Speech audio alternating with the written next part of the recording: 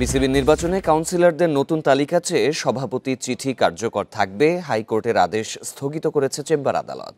রিটের শুনানির পর চিঠির কার্যকারিতা 15 দিনের জন্য স্থগিত করেছিল হাইকোর্ট। এই চিঠি কেন অবৈধ ঘোষণা হবে না জানতে জারি হয়েছিল রুল। নির্বাচন হবে 6 অক্টোবর। বান্ডেল থাকলে প্রতি সেনমানিতে টাকা বাঁচবে। বিকাশ সেনমানি বান্ডেল কিনে জিতুন প্রতি লেনদেনে। বিসিবি নির্বাচন ঘিরে আইনি লড়াই। হাইকোর্টের আদেশ স্থগিত করেছে চেম্বার আদালত।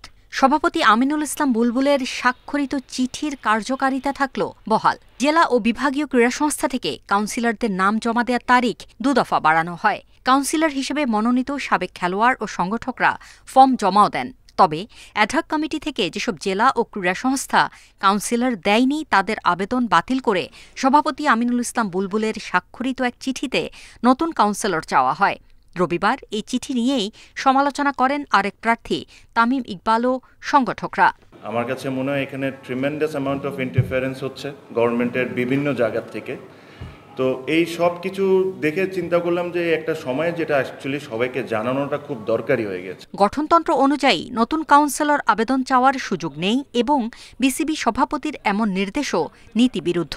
সে কারণে এই চিঠির বৈধতা চ্যালেঞ্জ করে রিট করেন বিভিন্ন জেলার 4 সংগঠক। বিচারপতি মুজিবুর রহমান ও বিশ্বজিৎ দেবনাথের দ্বৈত বেঞ্চে শুনানি শেষে আদালত চিঠির কার্যক্রম 15 দিনের জন্য স্থগিত করে রুল জারি করে। এর ঘণ্টা দুয়েক পরেই চেম্বার আদালতে স্থগিত হয় হাইকোর্টের আদেশ। এখন 6 অক্টোবরের নির্বাচনে সভাপতির চিঠি অনুযায়ী নতুন কাউন্সিলর যুক্ত হওয়ার সুযোগ পাবেন। পরবর্তীতে চেম্বার আদালতে এ বিষয়ে শুনানি হবে।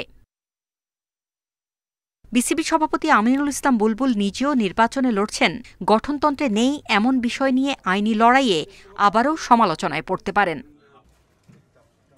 Farida Bakhtiara, Independent news.